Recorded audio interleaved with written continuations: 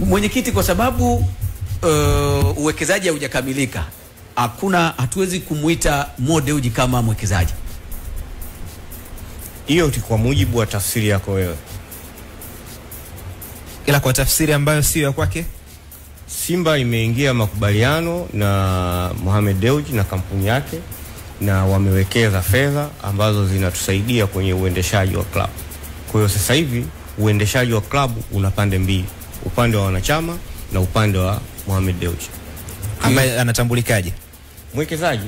Okay. Kwa hiyo Juma umeelewa vizuri hapa. Mo ni mwekezaji wakati uwekezaji haujakamilika. Kwa makubaliano maalum. Hapana, kwa sababu sisi tumeendesha mchakato wa wazi kabisa kwamba mtu yoyote ambaye ana nia ya kutaka kuja kuwekeza na sisi, na yeye akaomba akashinda hiyo tenda, ilikuwa ni open tender. Sisi yani Simba Sports Club haijawahi kufanya jambo lolote chini ya pazia. Vipo vilabu vinatawaliwa kisultani.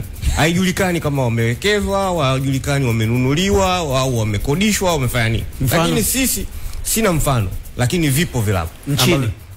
Inaweza kawa nje ya nchi, lakini klabu ya Simba imeendesha mchakato wa wazi na ilitoka kwenye public kabisa, kwenye magazeti, kwenye vyombo vingine vya habari. Kuna watu wakashiriki hiyo tenda na yeye akawa ameshinda. Lakini mwenyekiti, swali langu ni kwamba inakuwaje mmeanza kuiendesha taasisi katika mfumo mpya mabadiliko kabla mchakato hujakamilika? Na ni sheria ipi? Sheria izuii. Haikuzuia.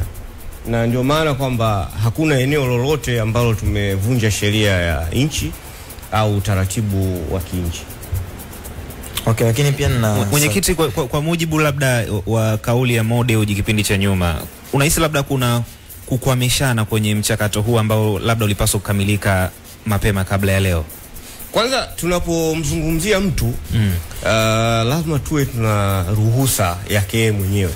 Mimi sitaki kuzungumzia sana kwa sababu wale mnayosema mengi mimi sijawahi kuyasikia, na yeye ni mtu ambaye mimi nawasiliana naye almost kila wakati. Alikuwa anaweka sana kwenye mitandao ya kijamii kuhusiana na mchakato huu. Sasa mimi siwezi kuhusika na mitandao kwa kuwa tuna makubaliano rasmi ambayo yamesainiwa kwa mujibu wa sheria na yamesajiliwa hayo makubaliano yenyewe, kwamba akiwa ana jambo lolote ambalo linamkwaza ataandika. Crown Media. Hapa ni nyumbani.